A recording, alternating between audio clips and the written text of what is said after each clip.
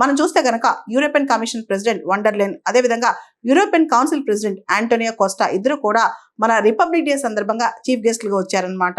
ఇకపోతే European union నుంచి భారతదేశానికి వచ్చే ఎక్స్పోర్ట్స్ ఏవైతే ఉన్నాయో, అంటే యూరోపియన్ యూనియన్ భారతదేశానికి ఎగుమతి చేసే కెమికల్స్ కావచ్చు, మిషనరీ కావచ్చు, ఎలక్ట్రికల్ ఎక్విప్మెంట్ కావచ్చు, air craft and space craft కావచ్చు, దానికి సంబంధించిన ఏదైనా సరే వాటిపైన టారిఫ్లు తగ్గిపోతాయి అనమాట. ముఖ్యంగా యూరోపియన్ యూనియన్ నుంచి భారతదేశానికి వచ్చే వెహికల్స్, మోటార్ వెహికల్స్ మీద టారిఫ్లు బాగా తగ్గుతాయి.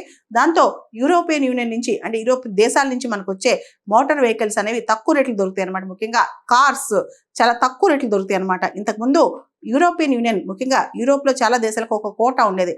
ఆ కోటాకి మించి భారతదేశానికి మోటార్ వెహికల్స్ పంపిస్తే ఎక్కువ ట్యాక్స్ ఉండేవి. ఇప్పుడు ఆ వెహికల్ ఎక్స్పోర్ట్స్ మనం చూస్తే కనుక దాదాపు 2,50,000 మోటార్ వెహికల్స్ ఏవైతే యూరోప్ నుంచి ఇండియాకి వస్తాయో వాటిపైన టారిఫ్లు భారీగా తగ్గిస్తున్నారనమాట. అంతేకాదు ముఖ్యంగా భారతదేశానికి యూరోపియన్ యూనియన్ నుంచి వచ్చే కార్స్ కావచ్చు, మిషనరీ కావచ్చు, అగ్రికల్చర్ ఐటమ్స్ కావచ్చు, వీటి రేట్లు కూడా తగ్గనున్నాయన్నమాట. భారతదేశానికి యూరోపియన్ యూనియన్ నుంచి ఇన్వెస్ట్మెంట్స్ కూడా భారీగా వచ్చే అవకాశం కనిపిస్తుంది.